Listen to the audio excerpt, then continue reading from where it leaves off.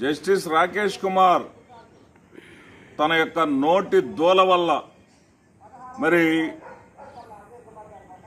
బీహార్ నుంచి 11 మంది జడ్జీలు గెంటి వేస్తే నువ్వు అసలు జడ్జిగా పనికిరావు ఇక్కడ అని అంటే మరి పనిష్మెంట్గా ఆంధ్రప్రదేశ్కి వచ్చారు.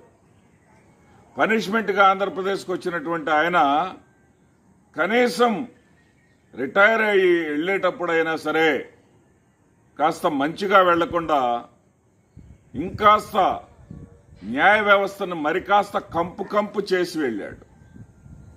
ఎందుకంటున్నానంటే ఈ మాట, ఒక తెలుగుదేశం పార్టీ కార్యకర్తలాగా, తెలుగుదేశం పార్టీ నాయకుడిలాగా జగన్మోహన్ రెడ్డి గారి మీద ఆయన ప్రత్యక్షంగా విమర్శలు చేయటం, ఒక రాష్ట్ర ముఖ్యమంత్రి మీద ఒక రాజకీయ నాయకుడిలాగా విమర్శలు చేయటం, మరి హైకోర్టు నిష్పాక్షికంగా వ్యవహరించటం లేదు, మరి ప్రభుత్వ పాలనలో అనవసరంగా జోక్యం చేసుకుంటుంది, మరి నాకు న్యాయం చేయండి అని ముఖ్యమంత్రి గారు సుప్రీంకోర్టు ప్రధాన న్యాయమూర్తి గారికి లేఖ రాస్తే ఆ లేఖ వల్ల జగన్మోహన్ రెడ్డి గారికి అయాచిత లబ్ధి జరిగిందట. ఆ లేఖ ఫలితంగా జగన్మోహన్ రెడ్డి గారి మీద కేసులన్నీ విచారణ వేగవంతం జరగకుండా వెనకబడిపోతున్నాయంట. అదేవిధంగా కేవలం ఆ లేఖ రాయటం వల్లే మరి ఆంధ్రప్రదేశ్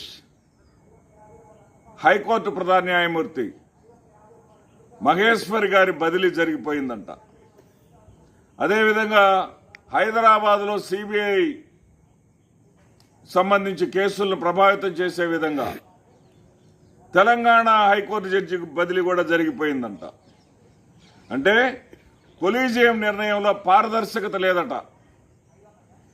ముఖ్యమంత్రి గారి సూచనల మేరకు కొలీజియం నిర్ణయం తీసుకుందంట.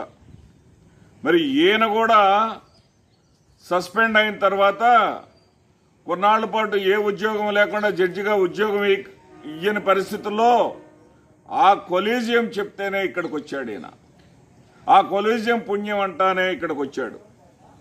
మరి అదేవిధంగా ఎంత పరాకాష్ఠకి వెళ్ళాడంటే, ఏ విధంగా వెళ్ళాడంటే, ఎంత దుర్మార్గానికి వెళ్ళాడంటే, ఖైదీ నెంబర్ 6093 కొడితే దిగ్భ్రాంతి కోల్పే వాస్తవాలు వెలుగులోకి వచ్చినాయి. అంతకుముందు నాకు జగన్మోహన్ రెడ్డి గారు ఏంటో ఈ కాకమ్మ కబుర్లు చెప్పేది రాజకీయ నాయకులు.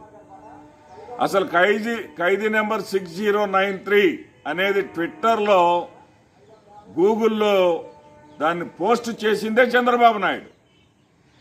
ఎవరో చెప్తే చేశాను అని నువ్వు అనే బదులు చంద్రబాబు నాయుడు చెప్తే నేను సెర్చ్ చేశానని చెప్తే బాగుంటుంది. చంద్రబాబు నాయుడు ఏదైతే పోస్ట్ చేశాడో దాంట్లో ఎన్ని కేసులు ఉన్నాయని దాంట్లో పెట్టాడో, ఏ ఆరోపణలు ఉన్నాయి జగన్మోహన్ రెడ్డి గారి మీద ఆయన పెట్టాడో అవే కనపడతాయి. నువ్వు దాన్ని కొత్తగా చెప్పేదేంటి?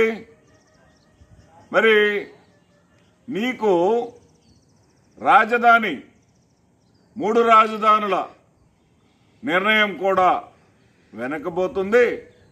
3 రాజధానుల అమరావతి మహిళలకి అన్యాయం జరిగిపోతుంది, రైతులకు అన్యాయం జరిగిపోతుంది అని చెప్పేసి వాపోతూ మాట్లాడావు. అంటే మీరు ముందే ఫిక్స్ అయిపోయారా? మహేశ్వరి గారు, మీరు అమరావతి రైతుల కోసం రైతుల ప్రయోజనాలను పక్కన పెట్టి తుంగలో దొక్కి చంద్రబాబు నాయుడు కోసం తీర్పులు చెప్పడానికి మీరు ఫిక్స్ అయిపోయారా?